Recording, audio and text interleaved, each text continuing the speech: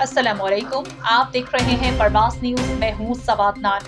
नजर डालते हैं अहम खबरों पर। प्रवास न्यूज के साथ मैं हूँ कैना जावेद। पेशी खिदमत है अब तक की खबर।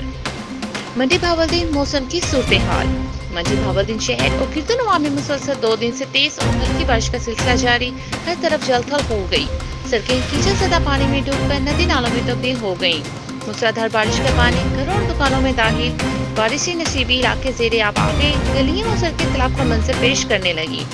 स्कूल कॉलेज और दफातर जाने वाले शहरियों को शदीद दुश्वारी का सामना शहरी घरों में महसूस होकर रह गई। पानी लोगों के घरों दुकानों में दागे लाखों रुपए के नुकसान। करोड़ों रुपए की लागत से बनाया गया सीवरेज सिस्टम फ्लॉप। शहरी अपनी मदद आप के तहत घरों से पानी निकालने में मसरूफ। मंडी भावादीन सदर थाना सिटी थाना जे रोड मुकम्मल तौर पर पानी में डूब गए। आमदरफ मोतल कॉलेज जो कमेटी बाजार रेलवे रोड सड़कें पानी में डूब गई। ट्रैफिक की रवानी मुतासिर। स्कूल मोहल्ला मंशी मोहल्ला अनायत मोहल्ला कश्मीर कॉलोनी गुरहा मोहल्ला शफकताबाद गलियां पानी में डूब गईं।